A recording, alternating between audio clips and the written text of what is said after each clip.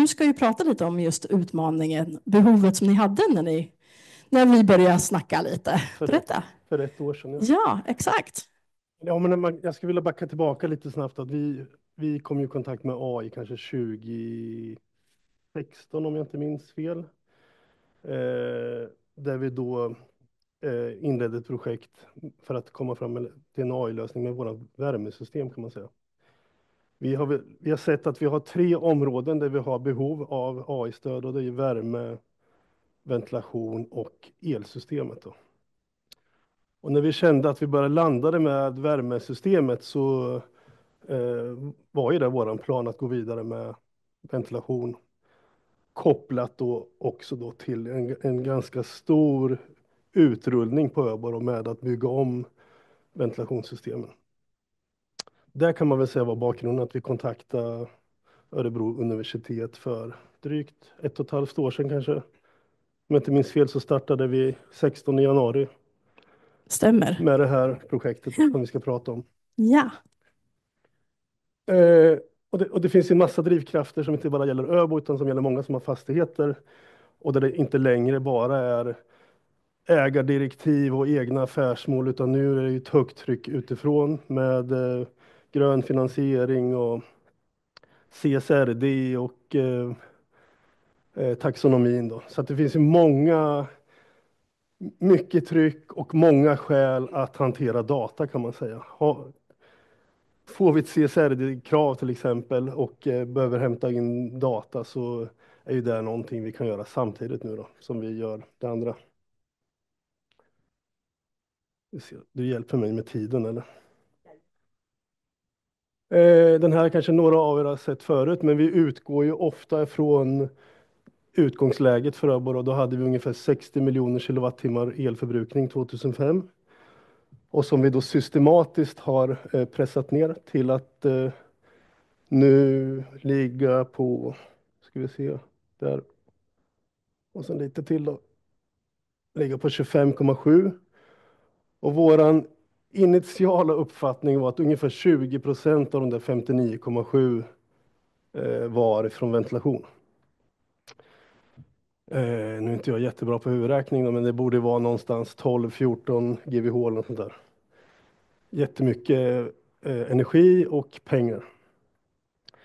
Så det är ju naturligt för oss ett prioriterat område, liksom, ventilation.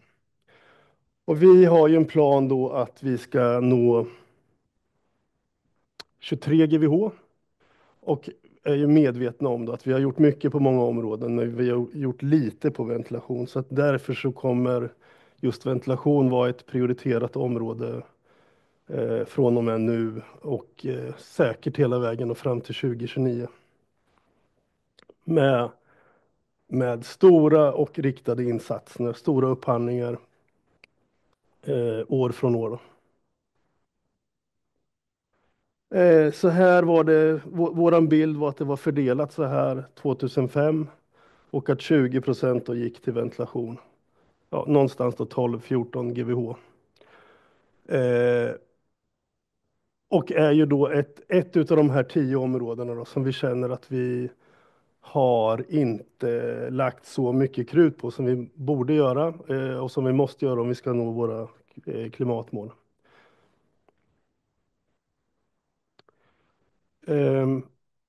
Ja, och då kan man ju också säga så här att det är ju kort om tid. Räknar man med liksom den här månaden och fram till då slutet på 2029, alltså december, då är det 60 månader kvar. Det är ju inte mycket liksom. Med tanke på att tiden går så fort. I min värld så går den ungefär 2,8 gånger fortare än vad jag själv ser på klockan. Nej, men alltså bara konstatera att det går mycket fortare. Så den här tiden kommer att gå snabbt. Och eftersom det är så stora beslut som ska tas så måste man ju börja ta dem nu. Liksom. Det går inte att vänta. Och våran initiala bild är ju att det här kanske kommer att ge en 30-40% sänkning när vi gör det här. Och det tycker vi att vi har fog för att säga utifrån de mätningar och så som vi har gjort innan. Det ligger väldigt mycket jobb bakom innan vi kom till universitetet och för 1,5 år sedan med att förstå vilken data vi har och vad vi vill göra med den liksom. Så att vi inte bara skaffar en AI-tjänst och utan att det här görs väldigt medvetet och att vi plockar de delar i de systemen som verkligen har nytta då, liksom. Det har varit planen för värme och den är ju genomförd. Där har vi gått igenom hela forskningsprojektet och har nu då produktifierat, eller finns en tjänst för den värmestyrningen då på AI. Och nu ska vi göra samma sak då på nästa kolumn där, ventilation. Att hitta de saker som har betydelse på riktigt. Var det någon fråga? Nej. Hitta de saker som har betydelse på riktigt, hantera den datan och gå ifrån att bara ha data till maskininlärningsmodeller och AI. Då, att använda den kraften som det finns då. Och som vi redan då har fått uppleva en gång då, i arbetet med värmestyrningen. Mycket tid har jag kvar. 10. Ja. Om jag ska ta något bara så här konkret exempel som det skulle vara väldigt intressant att i realtid utvärdera, så är ju det här som man brukar prata om SFP, och det är ju ett nyckeltal för hur mycket elenergi puttar man in i förhållande till den luftmängd som aggregatet skickar ut då. Det är ju ett tal som man ofta initialt har en bild av liksom när man drar igång huset, men som kan ändras över tid då. Och det här skulle man ju behöva ha mycket mer kraftfulla verktyg och behöva vara assisterad med 24/7 än vad man är idag då. För att verkligheten är ju att den här kommer att ändra på sig i takt med att filter och annat då blir igensatta. Och som i alla fall hos Örebro sker på ett sätt där man inte har den där uppmärksamheten som man borde ha och som en AI då kan bidra med kring det talet. En utmaning då som vi ständigt ställs inför på Örebro, det är att hur ska man hantera det här så att det inte bara blir en lösning för ett ställe, en pocket proof of concept, utan hur bygger man det här så att det blir uppskalningsbart liksom. Vilket då kan innebära att man får ta lite mer investering i början för att uppnå ett läge sen då där det blir tvärtom. Och det är ju för baserat på våra väldigt tidiga och dåliga erfarenheter av att bli inlåst liksom, hos tekniska leverantörer. Så där var vi bestämda med att ska vi göra en AI-lösning för ventilation då, så måste den bli en del av våran större plan då, som innefattar värme och el och annat då. Där man bygger upp det här på ett specifikt sätt hela vägen då, från huset ända upp då till analys och machine learning och så. Lite mer jobb, men så värt det i slutändan kan jag säga. Att känna att man inte är inlåst och utan ha kontroll över det här och kunna byta ut enskilda delar i de här lösningarna. Och en erfarenhet som jag skulle vilja skicka med från värmelösningen är ju att har man som fastighetsägare minsta tanke på att man ska jobba med AI, så börjar det med att man har kontroll på sin data liksom. Och på ett kontrollerat sätt som man ser på den här bilden då uppe till vänster. För att har man inte det, då kan man inte gå vidare med att bygga AI-modellerna som sen är en grund för de förmågor som man vill uppnå liksom. Så det, i alla fall för oss har det slutat med att mycket av de här AI-projekten blir infrastrukturprojekt. Vi har fått lägga ner mycket tid på hur säkerställer man att man får in mätdatat liksom. Sen blir ibland AI-matematiken och modellen blir det lilla kan man säga. Det är mycket att liksom lägga grunden för det här. Det kan vara värt att komma ihåg så. Ja, Örebro är stort. Jag tror jag räknade någon gång att vi har ungefär 4 000 ventilationspunkter. Allt ifrån jättestora aggregat till små takfläktar och så. Så att det är en stor mängd, och där vi nu då försöker att hitta lösningar som inte bara löser enskilda ställen utan hitta någonting som gör att vi kan skala upp det här. Så att det har ju varit utgångspunkten då när vi pratar med Hadi och dem, att det här måste kunna skalas upp. Håller jag tiden? Du har gott om tid att prata lite mer om du vill. Ja, nej men det är väl våran plan som sagt var. Och har ju otroligt mycket förhoppningar liksom. Eftersom vi har sett så bra resultat då ifrån värme-AI. Och vi hoppas ju på att uppnå det vi redan har sett. Att inte bara AI gör en massa nytta liksom. Utan att det här drar med sig sättet att arbeta internt. Liksom. Man får med sig personal och så på ett nytt sätt. Det tror vi kommer hända även kring ventilationen. Liksom.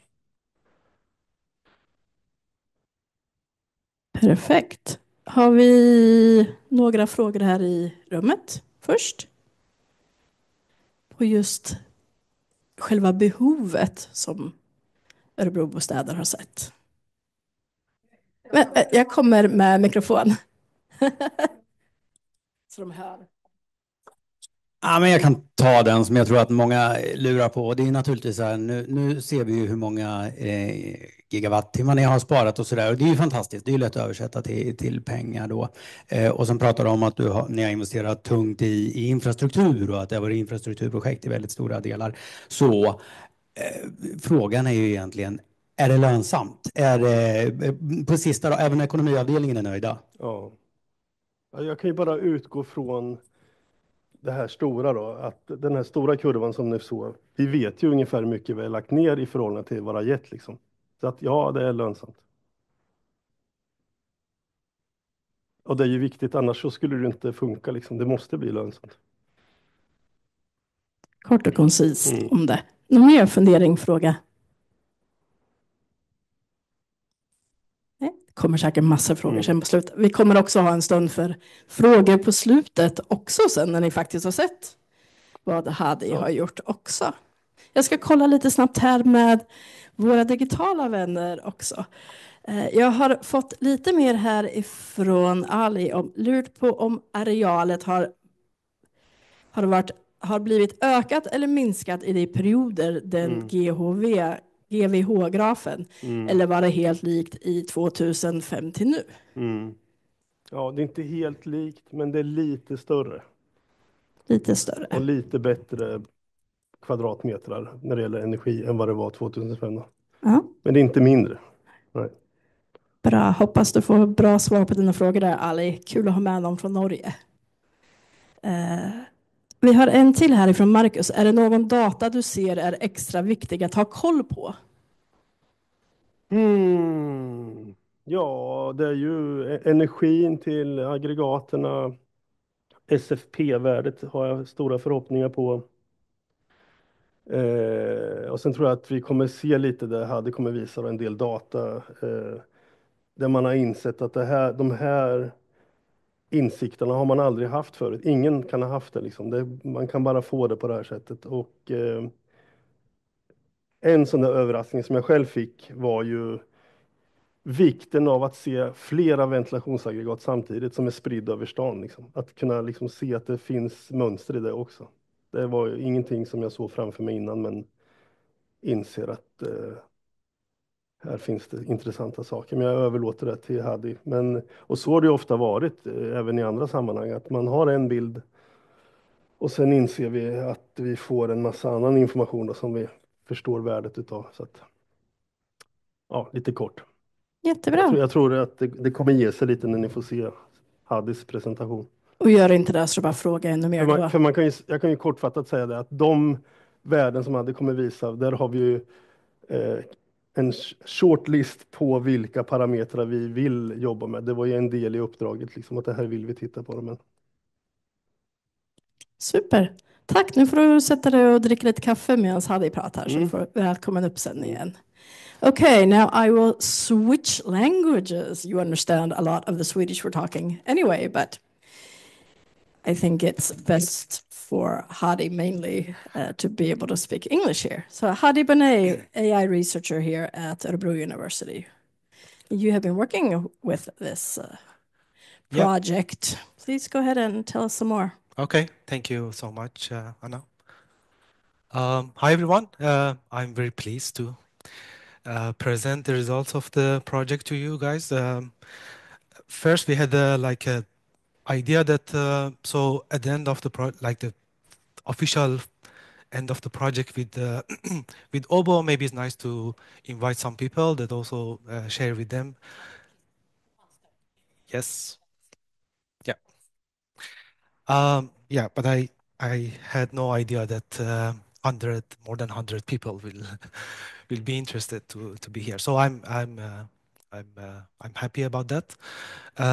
All right, so let's go in and see that what we have done during this time of the pilot project with OBO is mostly sharing with you the steps that we took with some examples, so not that much technical details. And also toward this step, let's see that what lessons even we learned for these types of projects from the research and from the university point of view. Okay. So first of all, about the data, there was a question as well. So we as researchers, we received the data from a platform, from OBO, a smart web for the ventilation systems and the other systems that they have. So you can see how distributed is the ventilation systems in Örebro city here, right? a lot of them. Yeah. By the way, we are here. If you want to know where in this map, that's university.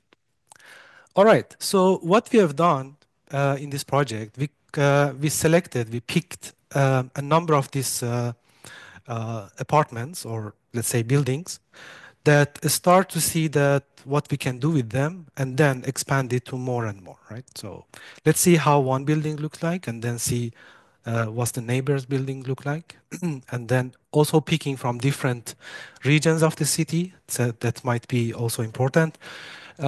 We took some from the center, some also from the surrounding. Yeah, I should see my slides also. Okay. All right, so this is for now the 15 different building names that we work with, and we choose this. So we have more or less around 2 to 3 years of data from these buildings, some less, some more. For some sensors, maybe less or more, but these buildings, they were kind of like reliable buildings to work with and see some insights. Okay, smart web that OBO collecting data there. So they are collecting, as Jonas said, ventilation data, heating data, right, and also the L, and also the apartments or the building's temperature. So that's a big API, but among that, so the focus of air is only on the ventilation part. Okay, I show that because I want to show also the potential for like the expansion of the project, which is like you cannot just look at the ventilation if you don't know what's happening in the heating system, right? They are interconnected. But for now, for this pilot ventilation. All right. So what data we get, or what data we selected among the experts from the company, that what we can focus first on, find something, and then maybe go for more sensors.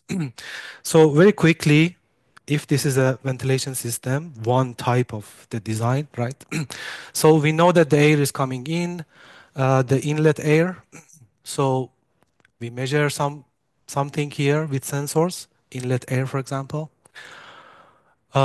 We have also a set point here that how much we have to supply to the rooms, right? So this is we will come back to this later. But also on the other hand, from the rooms there are some exhaust air that is returning from the home, yeah. And then so we can also measure that how that data look like, how that air, for example, temperature and and the pressure. So what's happening in this component, the heat exchanger, so some heat of the exhaust, for example, move to the inlet air if it's open, if this is working, right? And then the air is coming if it's not reaching the set point. So we have also some other components to compensate that, right? For example, this water coil or battery, that with the water pipe, so compensating the temperature. All right, so these are more or less the sensors that we will deal with them regarding the temperature of the air. Yeah. So as I said, also for each of these components, there are data. So we can actually put all of them after each other and work with. So what's happening at the end when we know which sensor we want to work? We have different ventilation systems, right? That we have time series of data for them. We have history of the data in very high resolution. Here, for example, 10 minutes, right? And also we have some domain knowledge. We have some documents also about this system, that how it works, right? There's a manual or like a setup from the factory. That's also important. So this is an example that how the data of one, for example, building can look like if you just visualize it, right? So by looking at the data could be a bit confusing. So we have to just we have to extract something from this data. All right. About the project itself, from our point of view, from the university, very quickly. So this is the crew of AIR. So I worked as the technical leader with a PhD student, Sushan, and help of Anna and Amy. So why we do this project? Obviously, for optimization, and then the overall goal is sustainability, right? So we are using the power of AI to see that what we can fetch from the data itself. So it's a data-driven way of looking at the data rather than knowledge-driven. So we defined 4 different work packages or 3 different work packages for these projects, starting from data preparation and exploratory data analysis, right? Then various pattern recognition and anomaly detection approaches. From there, we come to the prediction and optimization, and then to a bigger goal, which I will tell you about the collaborative AI. So how we can see different ventilation systems that they interact. So this is an overview of the modules that we have developed for this project. I will not go through each of them, don't worry, but I will pick some examples from some of them and show it to you. I don't track the time, so I can be a bit more relaxed because I think I made... You can chill. Okay. I want to share maybe all of them. All right. Another aspect to look at this data is that, as I said, each ventilation system from a building, we look at it as a one system, right? So we can look at the data and analyze it. We call it the system level, right? So we have data, we have the history, we can take the patterns from the data, for example, yeah? And then right now, we want to do some decisions, for example, based on the prediction, based on whatever we did. So this is only about that data isolated. It's like taking that home out of the city and say, this works by its own, so tell me what to do with this system. But another way of looking at it is that, so different ventilation systems that they are in, for example, same area, if we have for each of them different patterns, so how we can also like exchange information between these ventilation systems. There might be something happening in this building 6 months ago that may be starting to happen to this one now. So we can exchange that knowledge, right? So this is the goal for that part, that we call it the network level. All right, let's focus on the system level. Most of the talk will be about this part, that we have results, and then I will tell you about the progress on the second. So as I said, we have the time series data, right? And what we are doing, applying different AI algorithms, and out of them, we are getting models, right? So system one will have model one. And here by model, I mean all those algorithms that we developed. So inside actually is different models, but let's call it a collection of models for system one, yeah? Including anything that we want from these systems. And here we say that we let the data talk, right? So we let the data of that system to tell us what we are seeing in the data. A little bit about data preparation, or maybe I can skip this part because, of course, with any system that you are dealing with the data, we need to clean the data and we need to do some data engineering to work with the clean data that we want to model. That's a lesson also in all the projects that we had. If you don't clean your data, no model can work for you. If it's even if it's like the best developed model, right? So from taking the out of range values to removing no sense zero values for some of the sensors, extreme outliers, missing value, right? Also, different resampling on the data could give us some new aspects of the data, right? Not always with the high resolution of 10 minutes, right? But even sometimes maybe we want to aggregate the data and see that what's happening in the data in the hour of the day, right? So aggregating them that, so usually in the morning what's going on versus what is going on in the afternoon, right? So that could help give us more. Or days of the week. All right, but here is one example of like exploratory data analysis very quickly, right?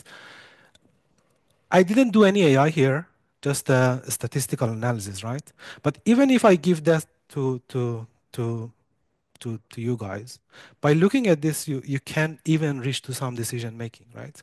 Because this data showing obviously that one of the buildings looks different, right? Looks like something is wrong between the correlation of the sensors on that building regarding the rest of the buildings, yeah? Not individually, but regarding the rest. And I guess all of you guessed that. For example, the green one was behaving different than the rest. Why is behaving different? That's another question, right? We have to investigate and look at the different part of the data. But that's a good starting point, even with visualizing the data and not going further for any complex analysis. Okay. Another analysis that here we did is also seeing the lag correlation between the data. It's important to see that we are looking at correlation not just how much they're correlated, but how much they are depending each other, right? Or how much one influence on the other one. So if the outdoor temperature drops 2 or 3 degrees, what will happen to the next sensor, right? And here is important to understand also how much delay we have in this correlation, right? Because it's important for our modeling later. So there was some kind of analysis for that. I quickly go from that.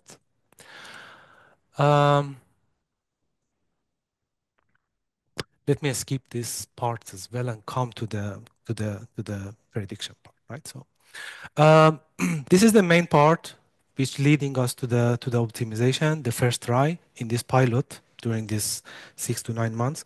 And I'm gonna share with you that the ideas that we had and how we dealt with the problem in this data, right? So the first question is that what to optimize, right? So what we want to optimize in this set of sensors that we have, right? That I show a subset of them here to you. And we know that some sensors like the efficiency of the heat exchanger, and also the water coil, so how much the valve is open to provide the water, could cost or could spend some energy. Maybe they are good candidates, right, to focus on. But most of the buildings, they have their own control systems. Some experts, some operators, they sit and like fix the relations between the sensors. More or less, they are working well, right? and they are listening or looking at each other to adjust their parameters. What is we realize that is missing is that they don't look at the data like the room temperature itself. Now, the ventilation systems that we have seen. So we are seeing that what is supplied and what is exhausted.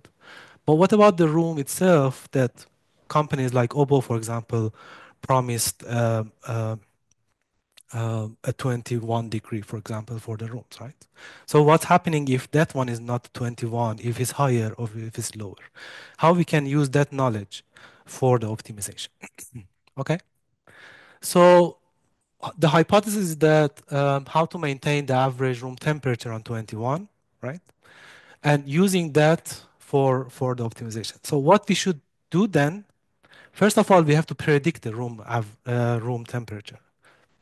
I'm saying room temperature, but I mean the average of all the rooms of that building, right? So we have to predict it to see that what would be the temperature of the rooms after 1 hour, after 3 hours, after 6 hours, and then plan for that, right? So we should know a bit ahead to what to do.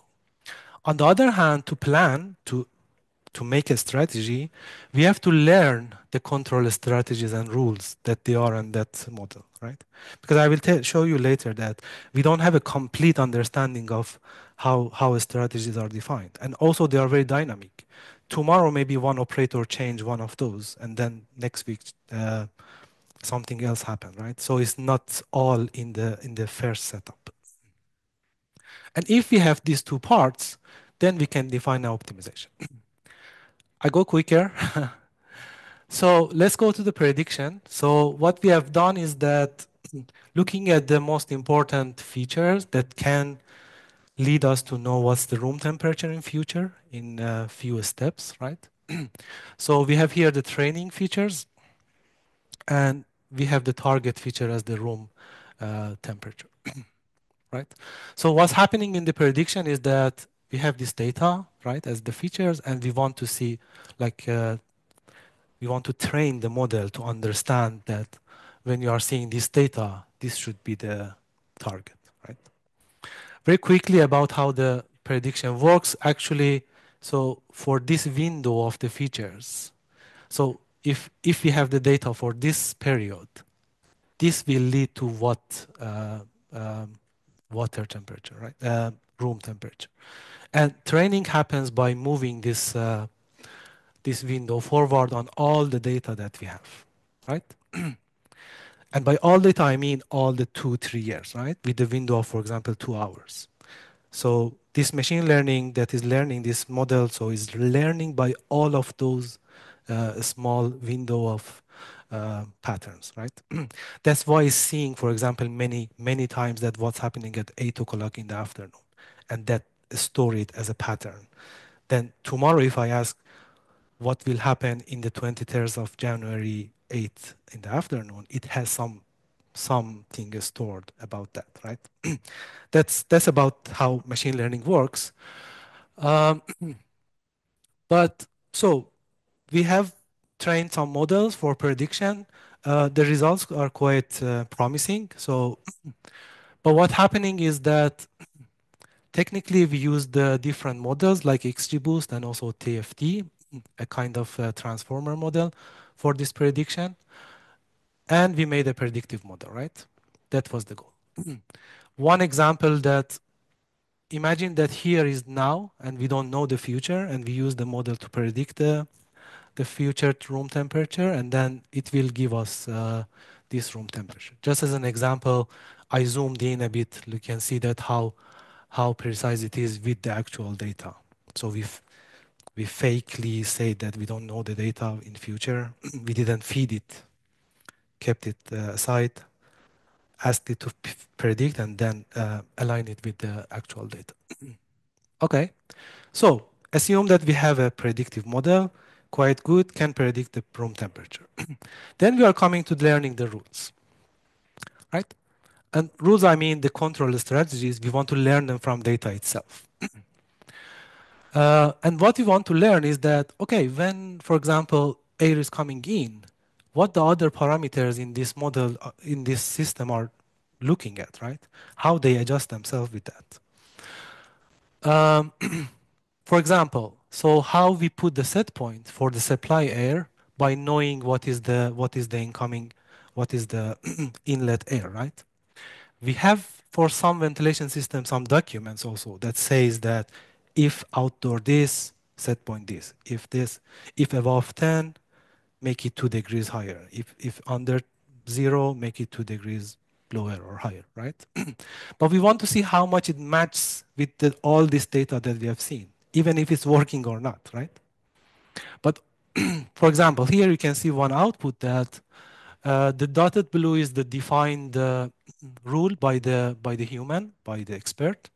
It says if the outdoor is less than 0, so make the supply set point gradually go to 20 if you are minus 10, right? And also another breaking point is 10, right? And by the models that we have trained to learn these rules also could extract this rule more or less clearly, right? Not feeding the human knowledge. So we extract it from the data itself, right? But the problem is that for some of these connections that you are seeing here, we don't have even documentation, or we don't have always experts available to give us updated relations, right? We can then it's important to learn them from the data itself, right? And more importantly, how they affect the room temperature. So what's happening is that we are feeding these features along with the room temperature to different rule learning, right? We are using piecewise models or decision trees or again XGBoost, and then we reach to some rule models. One example you can see here as a decision tree. So for example, this model learned the relation between inlet air and water coil OP. OP here is how much the valve is open, right? How much we provide water to heat the supply. And also how much the efficiency of VVX is connected to that one. In another word is that when VVX is working, for example, high, like 80%, how system adjusts the water coil? Does it still open it, or does it close it, right? To not working always. We don't know. I mean, as a person out of the system, we don't know that knowledge, but we can fetch it from the data. Rules like this. If the VVX efficiency is, for example, less than 78, the water coil will come to the 14, right? Otherwise, it will go lower, right? So this kind of rules. We store them, we keep them, and then we use it in the optimization part. That's another kind of representing that rules. Okay, last part, optimization. Yes, 2 minutes. So, as I said, our hypothesis is that we want to maintain the room temperature on the desired one, right? The promised temperature of 21. Right? And look at this data. You can see here that sometimes in December, right? This is the room temperature, and it's like 23 or 23, above 23, right? It means that we are providing 2 degrees more than is promised, right? And why it's happening? Because of different parameters. Because the rules that are, the control strategies that they are defined for that ventilation systems, they are taking care of the other parts to work. And what other parts? For example, this set point for the supply. For this example of the building is always fixed on 19, right? And the rest of the components are trying to satisfy that, regardless that how much they, for example, if it's a sunny day and inside the rooms are all of them like warmer, it doesn't matter. The job of the ventilation system is to supply this number, right? And our idea for optimization for this example is that how we can adjust those parameters for the final goal, that the desired one. So the idea is that very quickly that, okay, because the temperature before the supply is lower than the set point, this area, right? So system is looking at this gap and wants to compensate it. That's why it's opening the water coil to heat up the air and bring it to the 19 degrees. And that's why, for example, in these moments, water coil is working 50%. But maybe it's not necessary, right? Maybe we shouldn't have the set point on 19. Maybe we could have it on 18 and not let the valve work as much as is working now. So the last slide, kind of. What's happening is that on this moment, we are looking at the history of the data, this window of features. We predict what would be the temperature of the rooms in few hours, right? Let's know, for example, we are in the morning and then after a few hours is noon. So model tell us that the room will be 23.5, right? Higher than the desired one, right? So then we are giving this, these parameters to our like extractor model with some algorithms to adjust the parameters based on the rules, right? So it's either like using search that we have done now, or we are using reinforcement learning for this as another model of machine learning. I haven't done it for this one, this project, but we have done the same kind of like similar project with EcoGuard that Sushan has done this part with reinforcement learning with quite good results. What does it mean here is that we are actually going to search in those decision trees and see that which path actually, if we take, we can reduce the energy, but at the same time keeping the room temperature above that 21, right? So it's a kind of like searching in that space of different decision trees. So we have new values for these parameters out of this algorithm, right? Adjusted ones. We return it here as a new values here. We give it again to the prediction. Then we can check if it's lower or not. So we did a successful job to do that, right? Still above the desired one, but with some less, for example, energy. That's my final slide here. I will skip the collaborative part. That's an example of that the results we have get. Actually, we haven't shared with you yet this part. We didn't have chance. Yeah, but this is one example for one building that, look here, that the predicted one come a bit lower, right? Still above the 21, right? But what we have done is like here, so we could do the water coil working less than what happened actually, right? During, for example, these 2 days in the December as an example. So this was an example that how we can deal with different problems in this complex system. I'm gonna skip this part and the future work. And sorry for going over the time. Thank you so much for listening. Thank you, Hadi. Okej, Jonas, är du snäll och kommer upp lite också?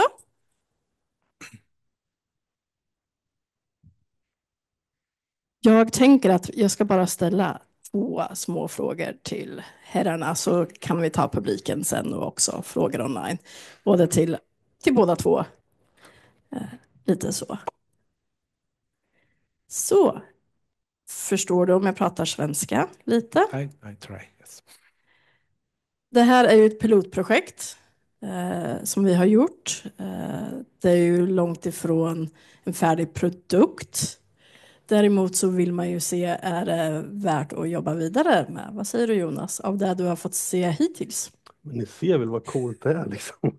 Det är ju lite som, alltså, så har det varit också flera gånger, att man får ju massa insikter om ett inre liv liksom. Hur många har sett det här av ett ventilationsaggregat? Jag har inte gjort det i alla fall. Nej. Och hur det hänger ihop, så att ja, vi kommer jobba vidare med det, absolut. Mm.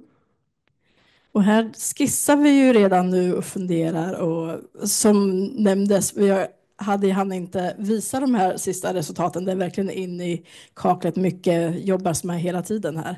Men här planerar vi också för att göra en vidare fortsättning med både med er på Öbo. Men ni har ju också tankar om att sprida det här såklart, det är inte bara Öbo, eller hur? Nej, så är det ju, absolut. Det är ju För oss är det viktigt att man hittar lösningar som är uppskalbara och inte bara hos Örebro. Så att det är så vi jobbar liksom. Och det här är bara ett nytt område för oss.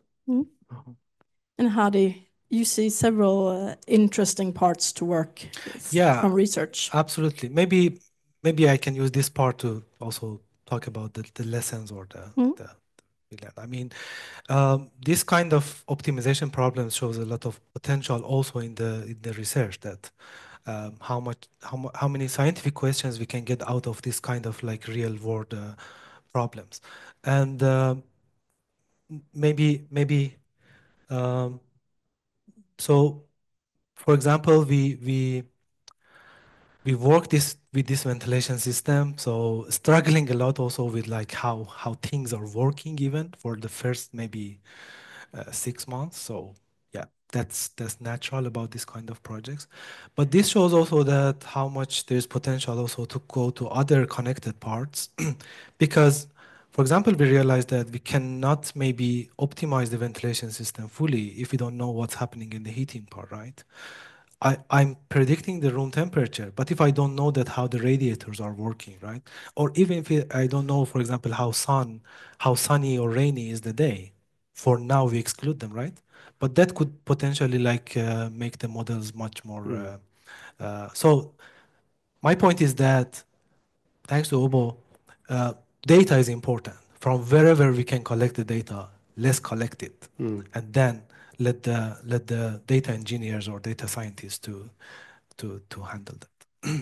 Och då måste jag ju fänga på det där. Absolut. Och då är det ju bra att vi har en AI nu för värmen där vi har insikter som skulle kunna kopplas ihop med ventilationen. Och vi har både väderprognoser och väderstationer där vi kan se vad solen är liksom. Så det finns en stor, tror vi, potential att bara man gör sitt respektive område så kan man ju sen börja koppla ihop det. Liksom. Så där har vi en del. There we have the plan for the next project. Yeah. The big picture.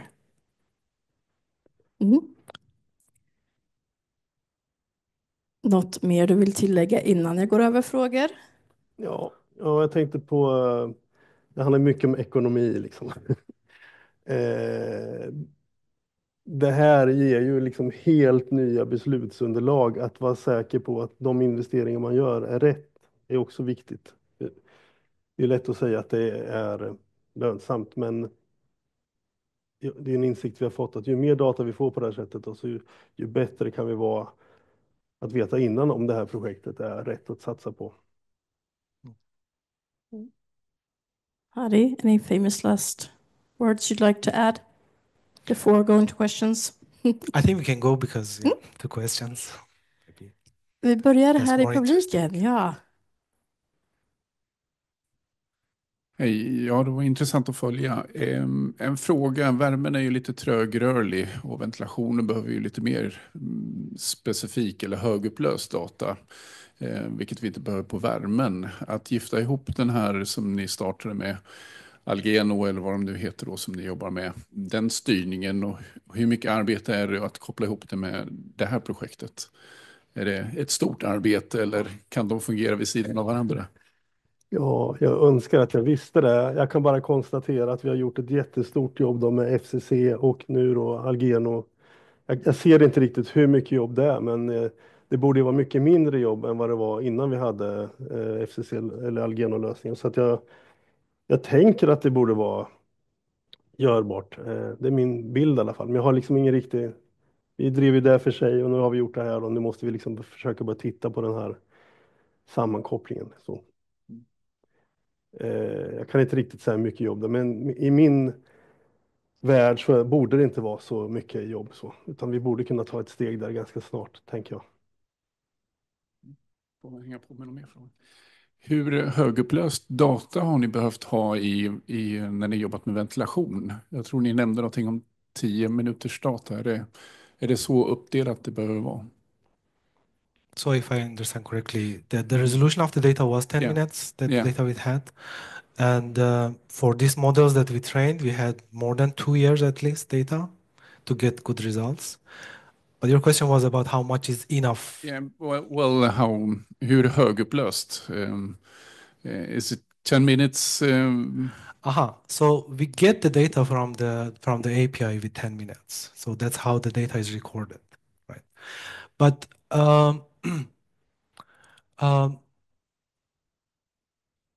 maybe it's an important question because some reactions, some dependencies are happening very fast, and the data should be recorded maybe also with a higher frequency, for example, like in minutes.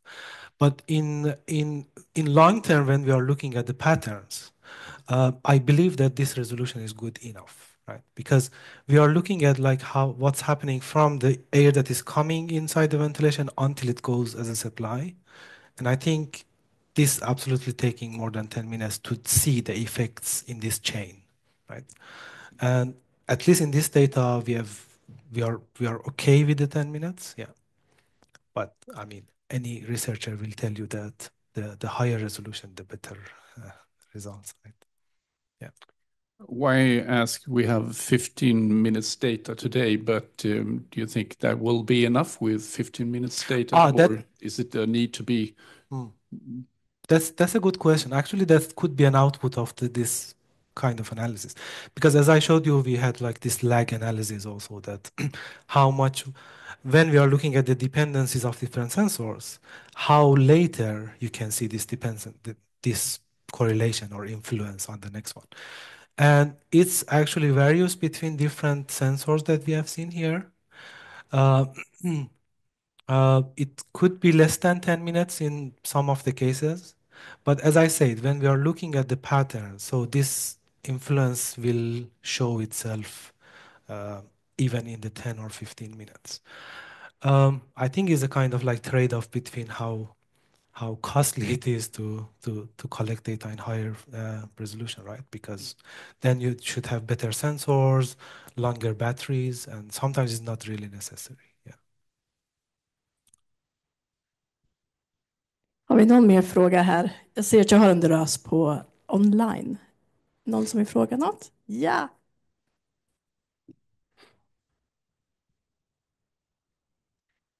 Vi pratar väldigt mycket om att styra temperaturen här då. Ventilation har ju också flera syften, luftkvalitet i form av CO2 och andra nivåer här. Har ni sett att den här styrningen på något sätt har förbättrat, försämrat övriga parametrar?